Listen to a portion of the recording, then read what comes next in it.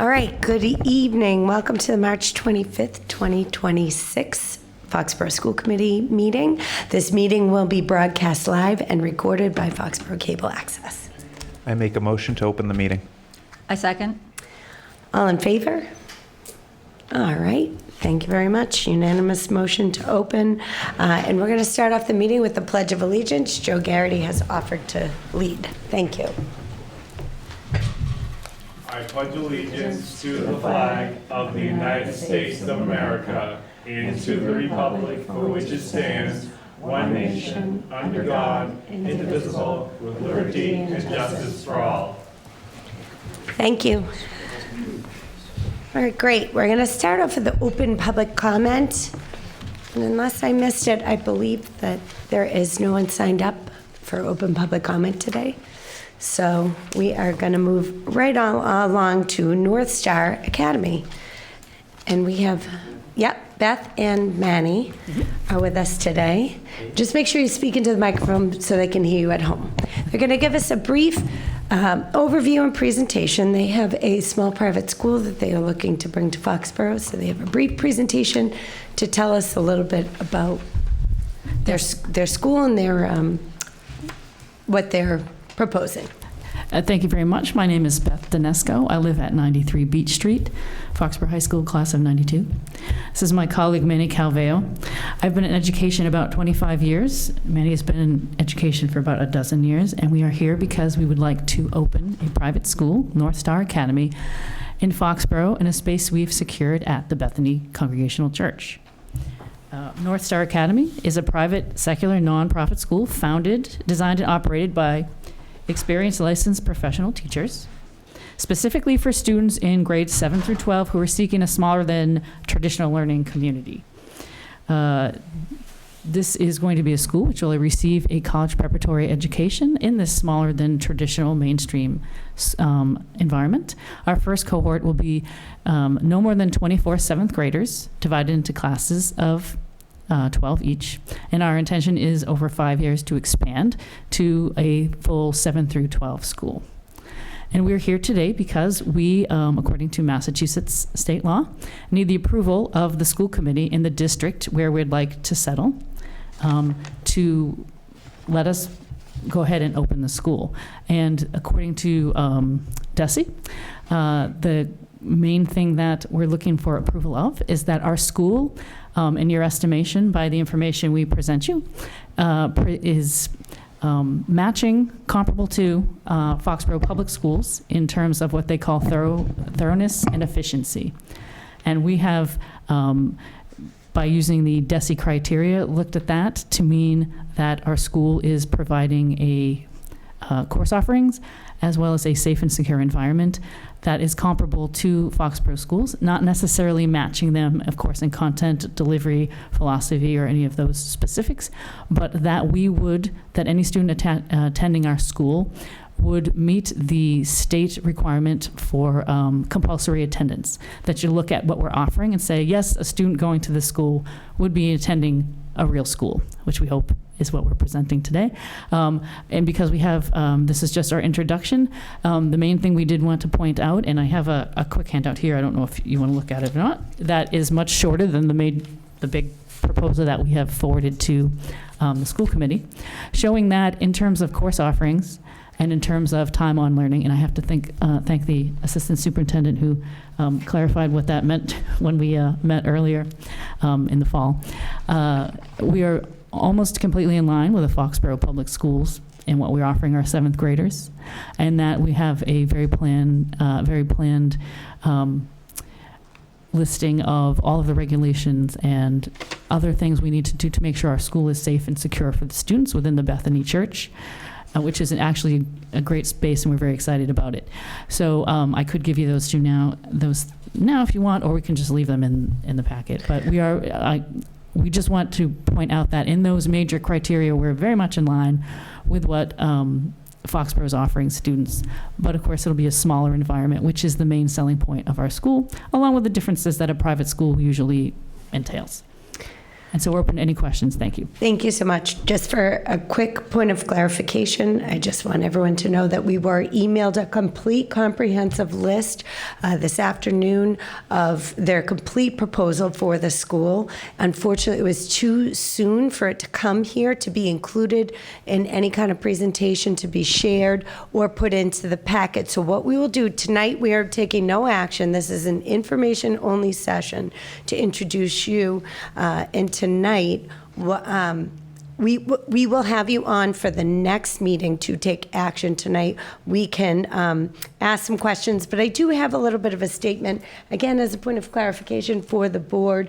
Massachusetts Association of School Committees has looked into the Mass General Law regarding this. We also have our own policy. So I'd just like to read this just to let you know. The Foxborough School Committee has the statutory duty to approve or deny private schools located within the town.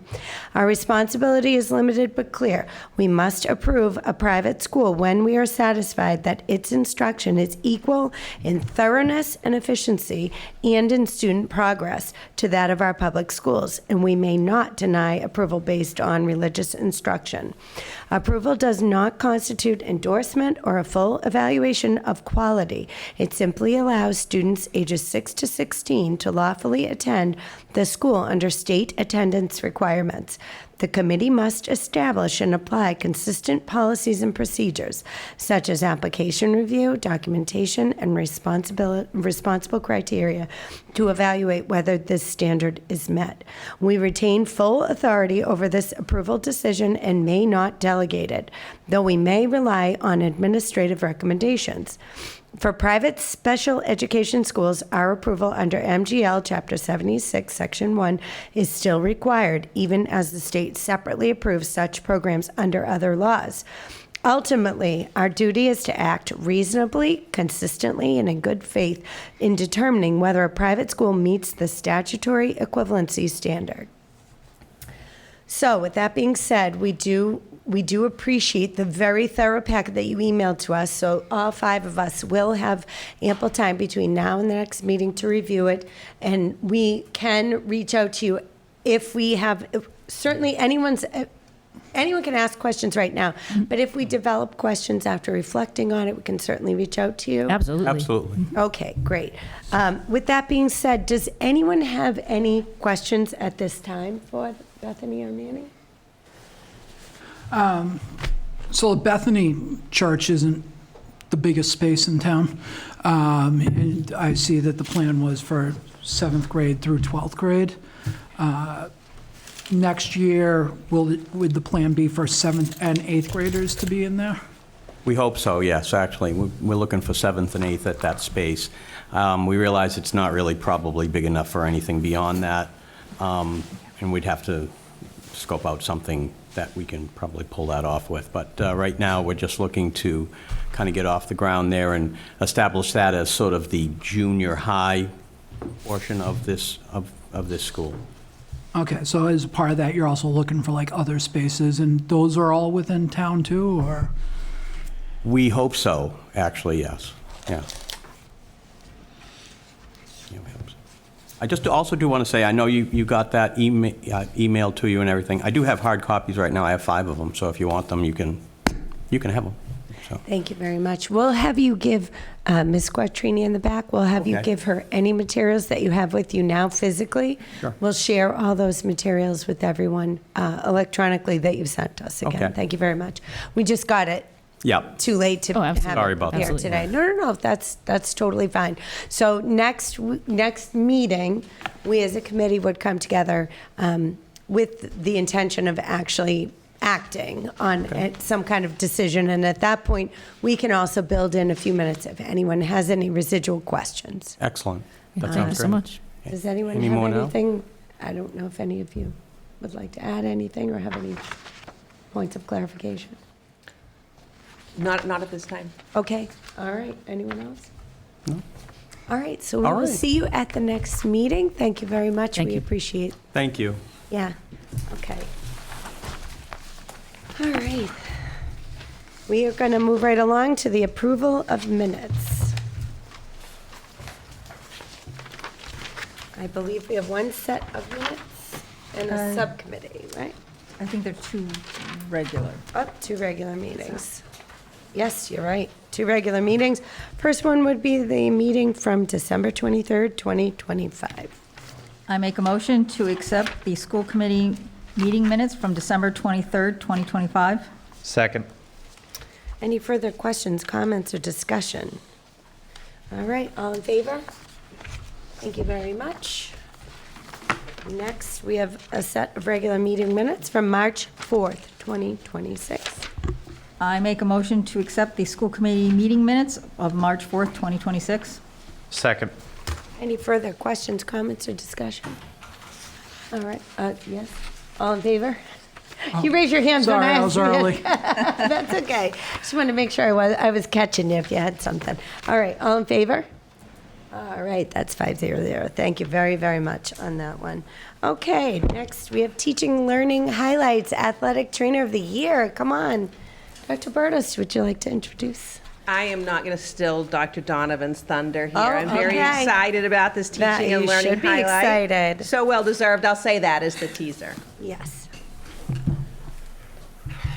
Good evening. Thank you very much for having us. I'm joined this evening by Ms. Christine Dundon, who is our athletic trainer at FHS. As you may know, the district has a contract with Mass General Brigham to provide high-quality athletic training services to our student athletes. And Christine, who is a proud FHS alum, has been our trainer now for a few years. During this time, Ms. Dundon has distinguished herself for her care of our student athletes, her work with our families, and is an emerging leader within MGB.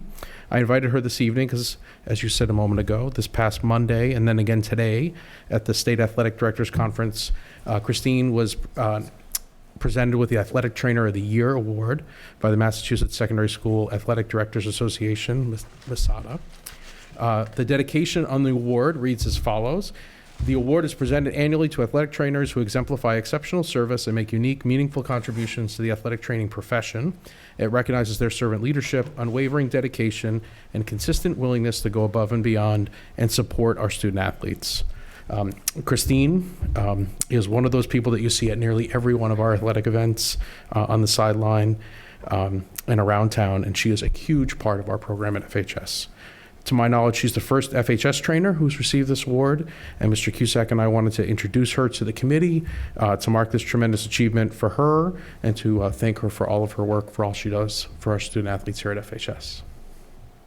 That's amazing. Thank you so much. Congratulations. Thank you. That's awesome. Thanks for being here. We're so excited. Does anyone have any questions or comments? Please.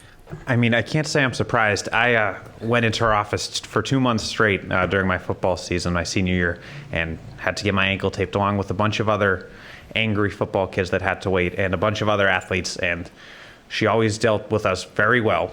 It's hard dealing with high school kids, I can assure you with that. And everyone got everything taken care of on time, made it out, no problem. So congratulations on this incredible achievement. And I will second that you are literally at every event that I'm at. So I've never been to a high school game that she's not in attendance. So it's amazing dedication right there. Awards well deserved, clearly. Thank you. Very much. We appreciate you. Thanks for being here and part of Foxborough. We are really excited. Thank you very much. Yeah, thank you. Just to add one other Yes, thing, I please. know that Christine's worked with her colleagues to present and to do trainings and based on the work that she's done here in Foxborough. And she really is setting the mark high. So we're fortunate to have her here serving our athletes, but at the same time, on the leadership level and what she's doing, she's really representing Foxborough well. So we thank you for that. Thank you.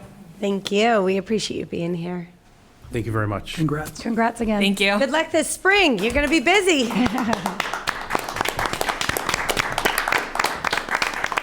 Our athletes are lucky to have her for sure. Okay, we're going to go right over to the superintendent update, Dr. Burgos. I don't have much, being that this is our third meeting in March, but I do have a couple of things. One, I wanted to start off, Dr. Donovan does such a great job in his newsletter of calling out a number of other congratulations. So our students in the DECA program did not disappoint. Highest number of kids so far as competing. And they will continue a number of them to Georgia a little bit later this spring, as far as competing at the international level, which is awesome. So congratulations to our students who did so well, that are moving on, and those that didn't move on, but again, really showed how well Foxborough is doing and continuing to increase the number of students that are participating in the program. Also, not a surprise probably to anyone, but our jazz ensembles, again, did really, really well this past weekend for the at the festival for in New Hampshire. So it was our jazz ensemble as well as our vocal jazz ensemble. So all of the students that participated and scored and did really, really, really well, again, always representing Foxborough well, and putting us on the map, so to speak, continually. So congratulations to them. We have unified basketball tomorrow at the Adjourn at 3:30. Mentioned it at one of our last meetings. Awesome opportunity to go and see our kids in action. So if you have the availability in your schedule, highly recommend going to the Adjourn for unified basketball. And the only other thing that I had was something that came to my attention, not anything that we need to do right now, but it has to do with Foxborough Cable Access, who we obviously know and love, always keeping us connected. They are proposing a shift in their board structure to better align with their users. And with that, they're going to be coming to the school committee to have the school committee appoint a member. It doesn't have to be a member of the school committee, certainly can be, to be part of their board in the future. So more information is to come on that, but they're going to be looking to have the boards for the Board of Selectmen and the school committee to be appointing representatives for their boards in the future. So again, no action is needed at this particular time. Just want you to have kind of a general awareness and what's coming. And then also too, if it's something that any one of the 5 of you are interested in, to also voice that as well. We do have other members on the board. So as an example, Dan Williams, who's one of our civics teachers at the middle school, he does the daily too. He is an elected member and does an awesome job on the committee, and I know how much they value him as well. So we do have representation from the schools that are there. But they're going to be looking as they change their bylaws at their March 28th meeting, and then coming forward to school committee to ask that you appoint someone to their board. Right, great. Sorry if I should know this, but what is DECA?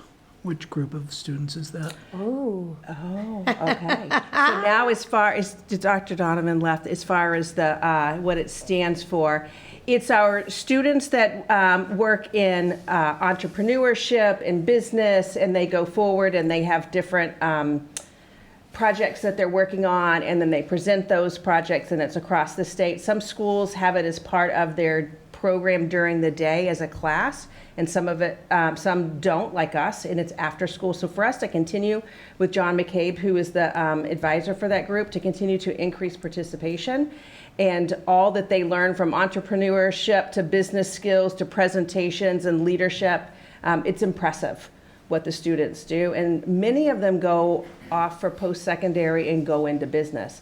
I'm going to put Nathan on the spot if he has anything else to add. I wish I could tell you what it stands for. My sister's actually the president of the club, so shout out to her. Great job. Clearly, they're doing good things.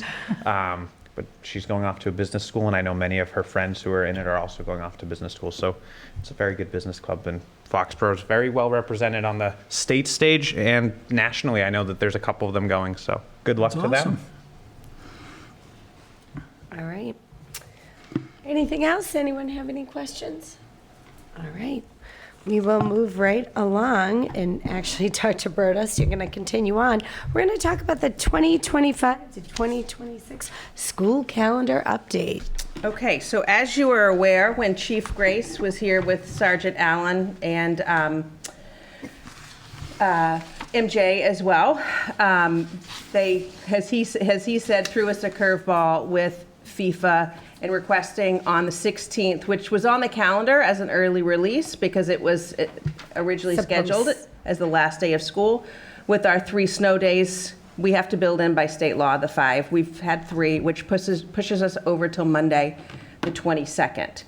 The 16th It's already as an early release for that reason, and as you are aware from that meeting when he was here, he was requesting of the school committee if we could keep the 16th as an early release day, and the reason being that with having the largest sporting event in the world coming to Foxborough, concern with all of the commuter rails, trains coming in, and the increased traffic, that it would end up impacting our bus runs and all of the road closures, et cetera, and redirecting once they start closing down certain lanes, and moving those over. The high school already has an early release because of exams on that day, so it's really more the middle school and elementary that would have anticipated to go a regular day. The last day of school is an early release and always has been, but this would be for you to take action to keep that 16th of June an early release day. Okay. I'll also mention that because of the, and principals were sending out a communication to families today, tomorrow is the friendly game, which is the Brazil versus France game that starts at 4. So we send out a message to say that there's the potential of buses not being exactly on schedule. So if children come home a little bit later tomorrow, don't be alarmed. That could happen. The police department is working with any of those roads to make sure. But Chief Grace, when I did ask that question, they were not concerned because it's not the full FIFA as it is in June. Sounds good. Just, again, for point of clarification, June 22nd, the last day of school for a half day. Do you want us to make any kind of motion on that, or that's just automatic? It's still the last day is a half day. I mean, I think the communication would go out to families to remind them certainly of that as well. All right. So we will look for a motion to keep June 16th as a half day. I make a motion to keep June 16th as a half-day because of the FIFA games that are occurring that evening. Second. Any further questions, comments, or discussion? All right, seeing none, all in favor? And that would be approved by all 5 of us, unanimous. Thank you very And much. let's hope that we don't have any more snow days. Yeah. Or inclement weather days. Hold on, knock on wood, quick. Especially since there's another FIFA game on the 23rd. Yeah, seriously. Okay, we're going to go right over to the school committee student representative report. We have Yasmin and Stevie. So Foxborough Got Talent is being held at the high school again to raise money for the senior class. There is a link on Teams for students who want to sign up to participate. I'm not sure about what date it's on because I'm not sure that they're... 17th, I believe. Okay, it's on the 17th, we believe. Of April? April. I think, yeah. We're going to double check that for next meeting, but that's what we believe. Senior project starts next week, so next week, regular week of school, and then the week after that, senior project for any students, any seniors participating in that. For everyone else, there are 17 days till break, 41 days for seniors, and 57 days for everyone else. I'm here to talk about World Culture Night yet again. This time I invite all of the community members to come to World Culture Night on April 13th, 6 to 7 in the Foxborough High School cafeteria and media center. If you don't know what that looks like or how it is, I do have a video to show.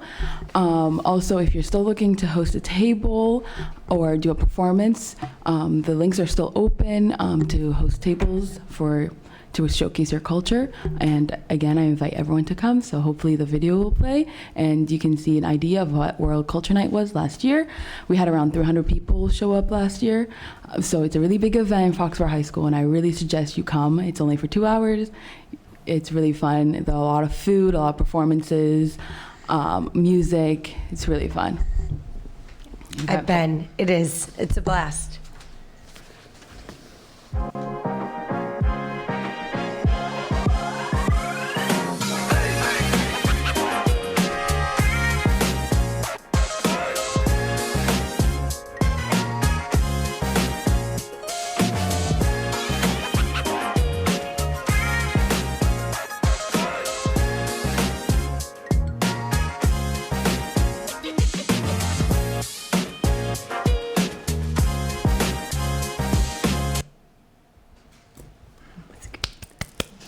Great job. It's always a fun time. It's a great thing to go to with the kids, too. Thanks. All right, do you guys have anything else to add? No? Well, thank you for the countdown. I'm starting to get spring fever, big time. The snow and rain really put a damper on it, but it's okay. All right, we're going to move right along to the special education programs update with Mr. Mikalazik, and then we also have Ms. Kate Regal from Walker Solutions. Why don't you all come on up?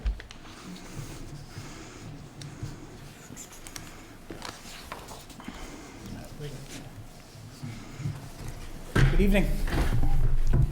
Hey, thanks for being here. Well, thank you for having us.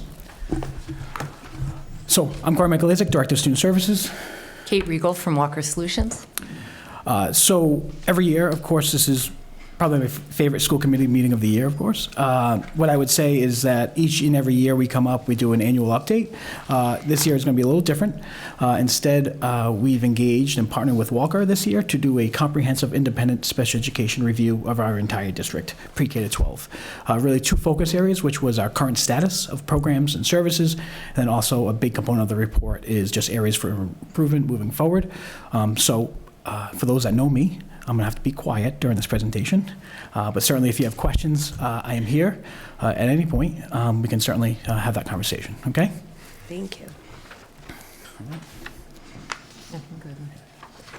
So thank you for having me and engaging in this process. I'm from Walker Solutions, which is the external arm of Walker Therapeutic and Educational Programs, which is a comprehensive special education and behavioral health organization in Massachusetts.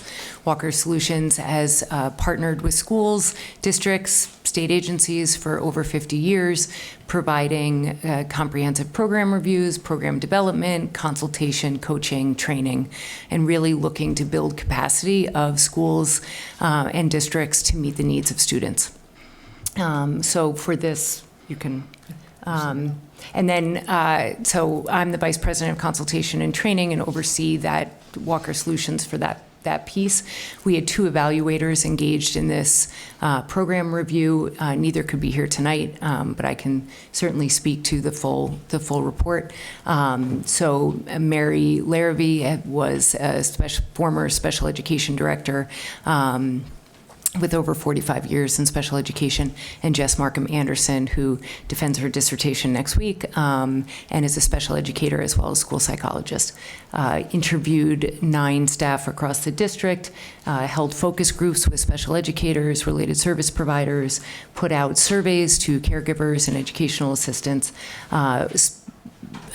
provided observations in all the school buildings as well as all of the educational settings, so the specialized programs as well as co-taught and inclusive settings, and then also reviewed data provided by the district and data available on the DESE website to really look at and be able to speak to current status as well as emerging trends, and then make recommendations. So I'll just briefly review some strengths to start. When we first met with Corey over a year ago to talk about beginning this process, he was clearly very proud of the work that Foxborough has been doing and the investment in special education. And so Walker, I should mention, did do a review previously, and a lot of those recommendations had been implemented with building new programs, expanding programs, bringing in the co-teaching model, and so we saw a lot of those strengths in our observations. The caregiver survey was overwhelmingly positive of the entire Office of Student Services, and when we met with staff, also overwhelmingly enjoyed working in the district, felt supported by the Office of Student Services, felt that Corey was responsive, as were other people within the special education. Corey feeling supported by the superintendent and others. So it was really a pleasure to work on this project. As I mentioned, There are many specialized programs. Those have been developed some of them have been developed over the last few years. A highlight was the PAVE postgraduate program and the community partnerships to provide employment opportunities to students. The mental health team, the special educators working together. Also, the district has invested in having external consultants to really help with the implementation of these programs. So, and then I heard the unified basketball game mentioned, but really thinking about the benefit to students with disabilities, but really the community at large, the engagement with Special Olympics, Best Buddies, and of course the unified sports and clubs. Our middle school coach, by the way, is Kim McDowell. She's right here. This is just one of the comments from the parent survey, which I think, not to highlight Corey as the only one. This is really on the shoulder of the, many people responsible for the support I think that families feel in the district. So just a nice highlight of these surveys. Sometimes you only hear from families that are not feeling well served, and I'm sure there are those families, but we really had an overwhelming response of positive feedback. So again, adults enjoy working in the program or in the district and feel supported. It felt like a very collaborative adult culture, which really is so key to the school culture and for students to feel supported, is how the adults work together. The co-teaching model depends on that as well. That began in the elementary school, has continued into the middle and high school, and so very strong with ongoing support needed to further develop that model. Of course, it really depends on ongoing investment in time for collaboration between the special educator and the general educator, and so very strong and still needing ongoing support to be consistent. There are many facets to student support. It's not just the Office of Student Support, and so this review looked beyond just special education, but really looked at the full range of student support. And there's definitely been some rapid enrollment growth. A high percentage of new enrollment that comes in mid-year this year and last year are identified as high-need students, and so that's really stretched the capacity of some of the specialized programs. It's also stretching the capacity of the facility space, as noted by several school leaders, and so that was clear as we both looked at data but also visited programs and talked to school leaders. I'm trying to think of what else. I think I mentioned most of that. The inconsistent implementation of tiered systems of support. So that's one area where MTSS, multi-tiered systems of support, is kind of looked at often as a pre-referral to special education. Referrals to special education remain fairly low and below state average in terms of eligibility, in part because there is a comprehensive support structure where students are able to get support as soon as they need it and not wait for or not need special education necessarily. And that system, especially at the secondary level, needs support to continue to be strengthened. It is such an important aspect. One thing that came up were, increasing behavioral health needs, mental health needs, academic needs, and so especially around behavior, right now the district employs one BCBA, and so there was concern about overall support for the behavioral health needs of students, and whether that's having an impact on referrals and this kind of pushing on the capacity of current programming. There were a few roles also where there was some things evolve over time, and so some of the specialized programs have evolved over time where program descriptions may need to be revised and updated. A look at the specialized programs, are those the right programs for the students at this time? And also thinking about some of the roles have potentially emerged, and there can be some inequity in that across the different buildings and levels, so just looking at that. Also, sorry, there. Just Child Find is a mandated process to identify students who may be in need of more support, and often districts have a robust Child Find system.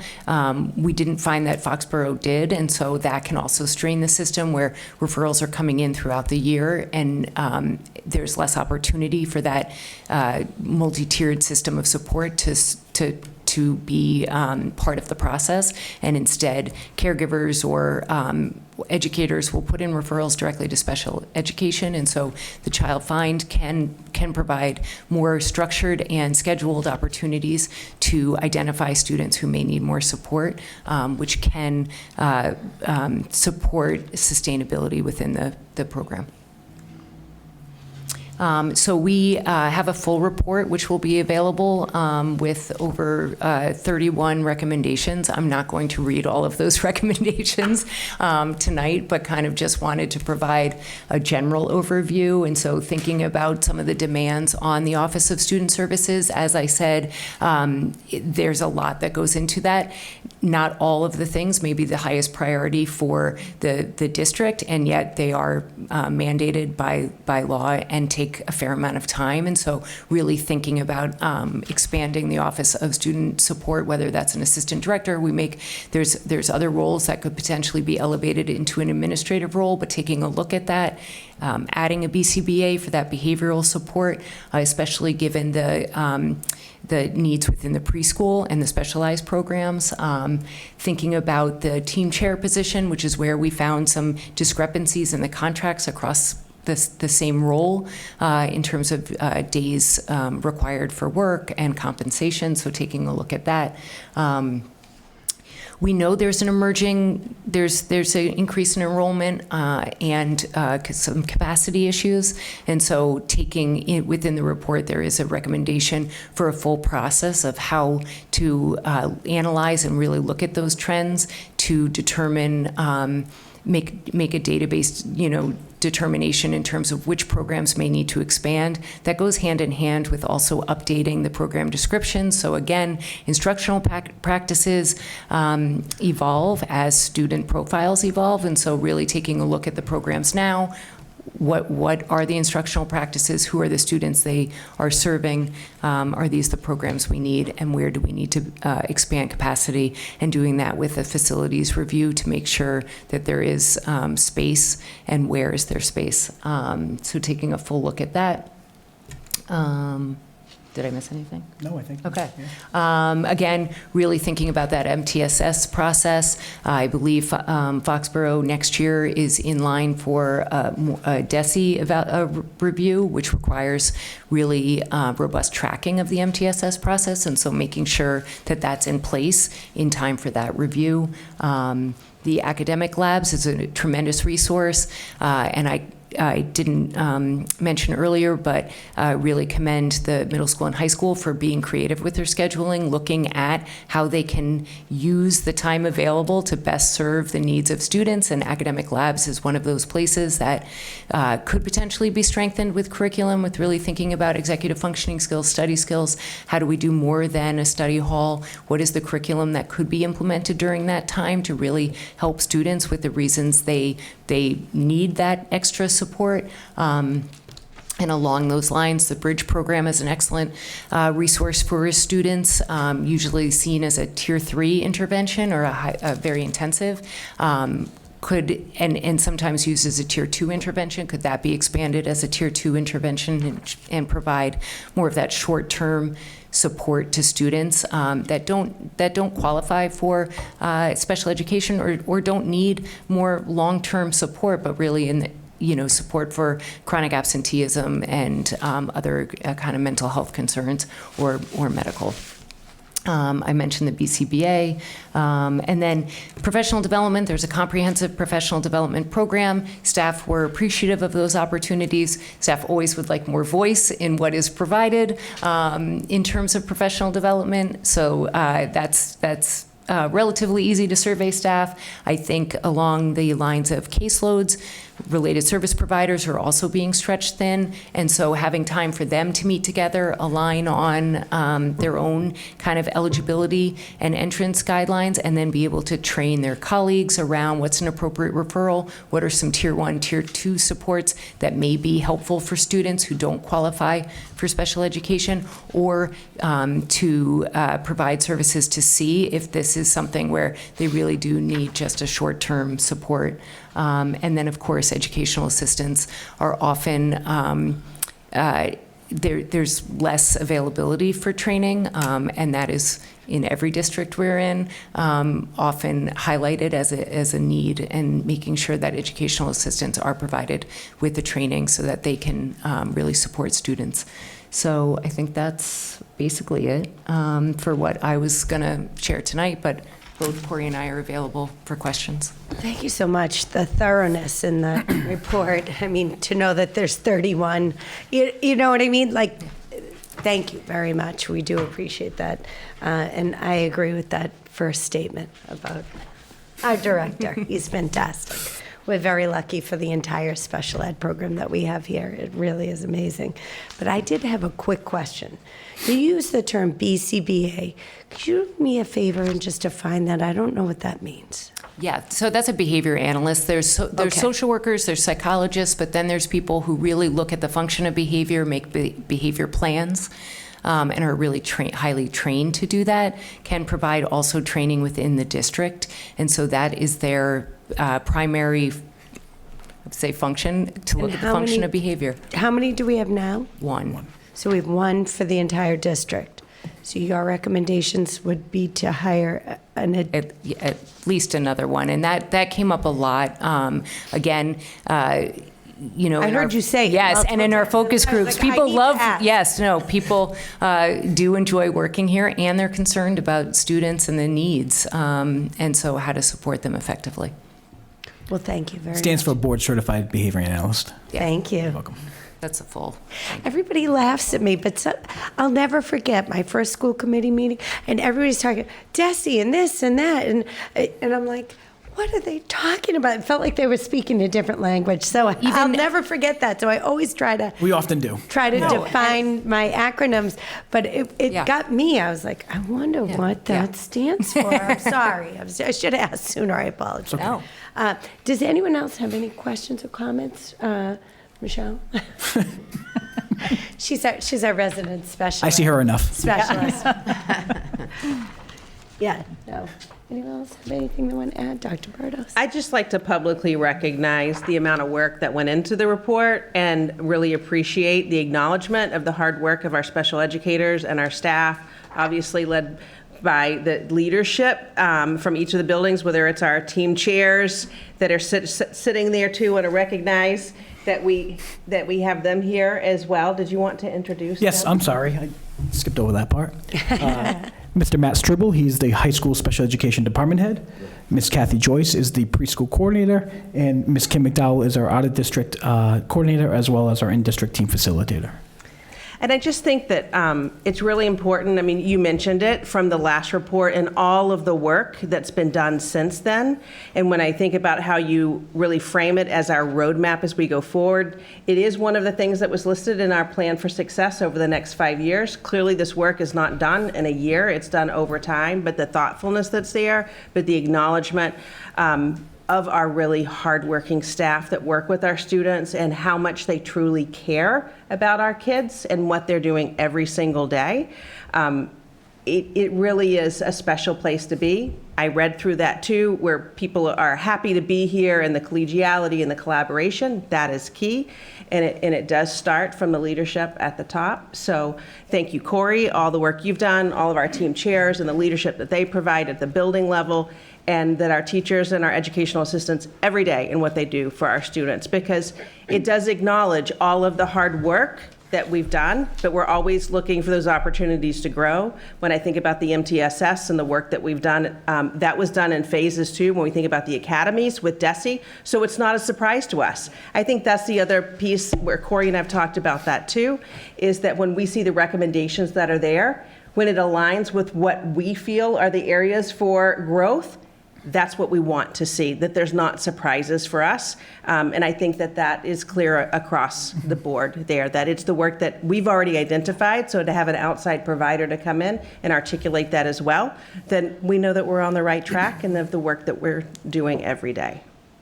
And I would say, thank you, Dr. Bertos. What I would say to that as well is, public education is so people dependent, right? People are supporting our kids, and when it comes to special education, it's tenfold, right? And what sets Foxborough apart is our staff are second to none, all of them, from educational assistants to specialized program teachers. And I'm talking as well, because we have such an inclusive culture, that I work also a lot with our general education classroom teachers who are phenomenal and make this work happen. So it's not just our special education staff, it is also all of our staff.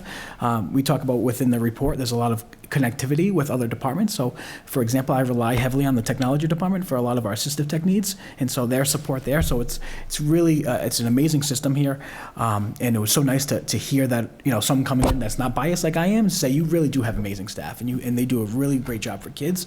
But what's really helpful about this report, to Dr. Bertos' point, is it provides us for the next 4 to 5 years kind of what our focus is and what we'll be working on over the next several years. But I think this really validates the work that we've done, the changes that we've made, and the investments that all of you have supported. I think is really helpful for all of us to make this magic happen. For sure. Yeah, thank you. Thank you all so much, really, all of you. And thank you for being here. We really appreciate you all. Thank you. Yeah.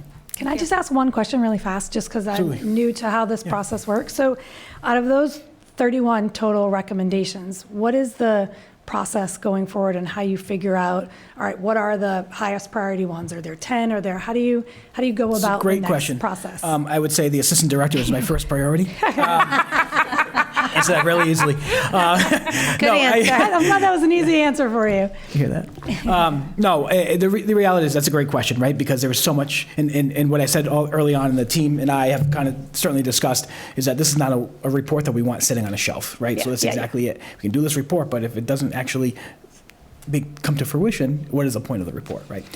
So next year, we're going to be engaging in a working group, district-wide, which is also a recommendation within the report, with a variety of stakeholders, whether it be CPAC representation, service provider, other leaders, to be part of this group and to develop our own action plan of how we're going to address certain issues, whether it be the facilities review, staffing, instruction, expansion of specialized programs, which is ever evolving every single year anyway. But no, that's a great question. Okay. Yeah. Cool. Thank you. I think what's also, I was just going to say, key to that too is our building principals and working, and they work so closely with Corey and everyone together to identify those priorities and what makes sense of what we're already working on in those aspects. And thank you again. They're going to be really upset with me, but certainly the 5 building principals have a lot of ownership of this work because it's happening within their buildings, whether it be spacing, whether it be their communication with families and the work they do there. So I also commend the building principals for being fully part of this process and buying into all the work we're doing. So thank you. I think what's also important, 31 recommendations does seem like a lot, but when you read through them, so much of that is already in our plan for success. There were already things that we had identified that we have been working on, as Dr. Bertos had said previously. So it might seem like it's a massive undertaking, but it is all work that we have been working on together for years. And had those next steps in mind. So it is reassuring to see it in Right, I know. in a It can report. feel like, wait, we already knew this, and it is important to validate that. Yes, on the right track. Right. We don't want anything to be surprising. That would be a bad sign. Yeah. Yes. Thank you. Thank you so much, all of you, for everything every day. We appreciate you so much. Thanks. Thanks, Matt, Kathy, and Kim for coming. Yeah, thank you all. All right, we're going to move along to the Student Opportunity Act progress report. Dr. Burrows. Okay, I promise I will be brief. You have a, I believe, 10-page report in front of you, 12-page report in front of you. I will not go through it, I promise. I'll just give, for the new folks on the committee, just a brief overview about what this report is. The Student Opportunity Act, it was put in place around 2019. What it does is it gives individual school districts an additional $30 per student on top of their foundational Chapter 70 aid. So we get about $75,000 per year out of the Student Opportunity Act. If you look on the last page of this report, there is a grid that shows exactly what our budget is that's associated with our Student Opportunity Act plan. There's a caveat with the Student Opportunity Act that requires us to, every 3 years, write a plan that's that identifies focus areas, things that we're going to work on over the course of the next 3 years, and specific student subgroups that we're going to measure progress for those focus areas. So, and each year we have a progress report that we need to report to the state. So if you visit the district website, you will see the Student Opportunity Act plan. You'll see that. And you'll also see last year's progress report. This is our year 2 progress report. So we're in year 2 of 3 years of the Student Opportunity Act plan. So when you go through this report, I actually, I repackage the way that I submit it to the state is not as pretty as this report. I repackage it so that it's more digestible and easier for the public to view. But if you go through on, I just, I like to make things look a little bit more presentable. The pages that I think will be most helpful to you, if you look on the first page, you can see what those 3 focus areas are. They're going to sound a lot like the items that we actually just spoke about in the Walker presentation. We really make sure that the items that we're focusing on, that they're woven into everything that we do. So comprehensive tiered supports, collaborative teaching models, and targeted academic support and intervention. Those are going to sound a lot like inclusive practices, co-teaching, multi-tiered systems of support. Those are the things that we've been working on in our plan. And there's a good summary there. On the next page, the second page in the report, there's a nice bulleted list of the things that we've been working on this year in particular that I think will be helpful to you, just to get the lay of the land. If you're interested in going more in depth, on the following pages, there's a little bit more detail for each of the 3 focus areas, just a little bit more granular when we're talking about comprehensive tiered supports. What exactly did we do that's relevant to that focus area? And then when you get to page 7, that's where you start to see the summary of preliminary data and evidence of progress. So when you do read through our evidence of progress, you can see that we're already making a lot of headway on the goals that we set for this report. So we're in really good shape. And I'm happy to answer any questions about this. I don't blame you if you haven't read this page by page, but that's the general breakdown of how it's organized for you. And I can answer questions now, or if you read through it and you have follow-up questions at a later date, I'm always here to help. Thank you very much on this. I know this is something that we've been working on, but where we do have a few new members on the committee, I appreciate, as always, your thoroughness, especially in delivering this data in such a nice, digestible way. Thank you. Does anyone have any questions or comments on this? All right. If there's anything else you have for us on this, but I think at this point you've delivered the information. We appreciate the effort that you put into this and the detail and everything that you do. Quite honestly, it is nice. I'd like to make a quick point. It is nice to see everything, like you say, weave together and just realize that we're all, it is nice. We are cohesive here in Foxborough, and I think that's something that really does set us apart. Right from the top down, everyone just works well together. We all share a common goal and theme, and it seems really universal across all the schools, so thank you. Correct. And Mr. Michalazek and myself have been working on all of these things together for a long time. I should also mention, I forgot to mention this piece. I have to present the progress report to school committee each year and then post it on the website. So you will be able to access this on the website in electronic form, and you can see the original plan as well there. Great. Thank you very much. We appreciate you on that. And yeah, that's great. Thank you. We're going to move right along. Ms. Sheridan, you've been quiet today. It looks like we have a couple of donations. Pleasant. I get to just listen. I have two. I'm going to do Wegmans first because then I'm going to move it over to Stephanie to talk about the project Lead the Way. But the Wegmans is donating a $500 Wegmans gift card for the Adjourn drama program. So that's the first one. And then Stephanie, you want to talk a little bit about Project Lead the Way?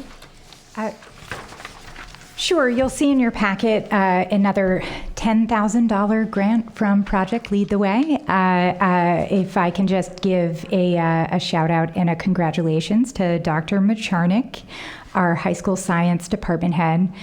She has been actively working to expand our Project Lead the Way engineering program over the course of these past few years.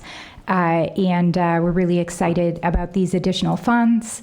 And Dr. Macharnik as well has been really instrumental in our work on innovation pathways as well, and that also connects with this work as well. So those funds will be used to further support the growth of that engineering program up at the high school. And that's going in year 2 of implementation. And then we're also expanding into that biomedical pathway as well in the following year. So really great things happening at the high school. She's doing a wonderful job. She's amazing. Yes. Again, we're weaving together all these goals, and everyone's just working together, and it's great. It's great. I will take a motion on each of these. Anyone would like to? I make a motion to accept with gratitude the $500 Wegman gift card that is donated to the Adjourn drama program. Second. Any further questions, comments, or discussions? All in favor? Thank you very much. Now the project Lead the Way. I make a motion to accept with gratitude the $10,000 donation from Project Lead the Way to the Foxborough High School for program expansion. Second.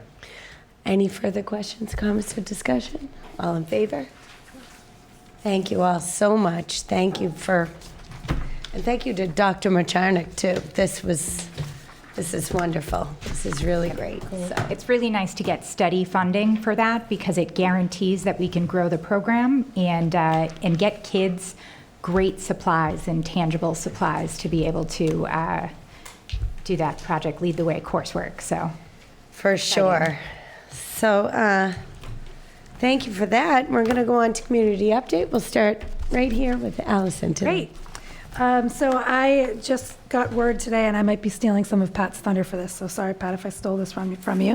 But Foxborough football announced their Gridiron Golf Tournament will be May 15th, so it's a Friday. They're just started marketing that now, so you can look on, it'll come from the Touchdown Club for the high school, and it'll also come from youth football. So if you're interested in supporting Foxborough football from the earliest ages all up through 12th grade, this is the fundraiser for you. So there'll be more information on that, but it's a good one, and they usually have great prizes and giveaways, and it's a great day to go out and do some golf in May, and that'll be in Bellingham at one of the golf courses there.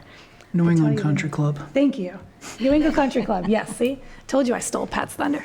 Hopefully you have something else, Pat. All right, Michelle. We had our CPAC bowling event on Sunday. It went very well. We did that in conjunction with Mansfield. I just want to say, CPAC, we've done a lot of events this year. We've, worked really hard. And I just want to put a call out for any of our volunteers for CPAC. We've done a lot of work. Carrie Weston and Holly Mandello have put in a lot of work. Carrie and I are most likely aging out at the end of this year. So again, anyone who'd like to volunteer to keep this program going, I think it's very important, and we've established a good relationship with the families in town and with neighboring families. So, again, anybody interested, please step up. As a quick endorsement, I've known this woman now for the better part of a decade, and the entire time I've known you, you've been on the CPAC board and put thousands, and I'm probably shy of the reality, thousands of hours of your time into this program. So anybody who does want to take it over, I'm going to be a little advertisement. You're taking over a wonderfully established board by a great board, from a great board. You're passing on something that's going to be just so wonderful and established, and you've got a great playbook to hand over. So Yes. it'll be great. Whoever gets it will have all the wonderful work you've the done. momentum, hopefully, we're hoping to keep up the momentum. And Thank we you. appreciate you and Carrie and everyone, Holly, have Aaron, done a lot of Holly, work. Yes, everybody they've that's put in done a lot all this of work work into this, yes. through the years and built the program to where it is. Yes, and kept this moving. So we would like to see it continue. I'm sure Corey would too. Yeah, no, really, they'd be lucky to get take the board over from you all. You guys have done a wonderful job. So, sorry, my advertisement's over, but it really is amazing. Nate. Yes, few updates from the rec department. Middle school adventure registrations opens April 1st. No, that is not an April Fool's joke. And Booth summer counselor applications are now being accepted. So anyone interested, or if you know anyone interested, let them know and get those in as soon as possible. I'm going to piggyback onto that and let people know that they are also looking for lifeguards. I did hear some chatter that they are looking for lifeguards, and the recreation department is willing to pay for training for lifeguards. So there you go. Excuse me? Definitely needed. Definitely needed, They need yes. more, and they need more high school kids, especially because you have all these college kids, and then August comes, they go back to college early. Yes, so any high school students, if you're interested, it's a great opportunity. And I take advantage of that. Yes. Pat. Yep, so want to shout out the DPW as well as the high school facilities crews, because they got the fields are looking like they're in shape for the start of the spring season. I'm sure it wasn't easy given we had such a heavy late snowfall, so I know it's starting for not only the youth programs, but as well as the older programs, the varsity programs. I think the baseball starts on Friday for their regular season. So they did a great job getting it together, and all those snowbanks are melting. Watch out when you're driving over where those snowbanks were, because I found a nail in my tire. Brand new tires, just got a nail in it, so. Ouch. Awesome. Dr. Burdos, do you have anything for us? I don't. No? Dr. Burdos? I'm okay. Ms. Sheridan? Yasmin? All right, and today I really have nothing, so I will entertain a motion to adjourn. I make a motion to adjourn. I second. All in favor? Thank you very much. Have a great night.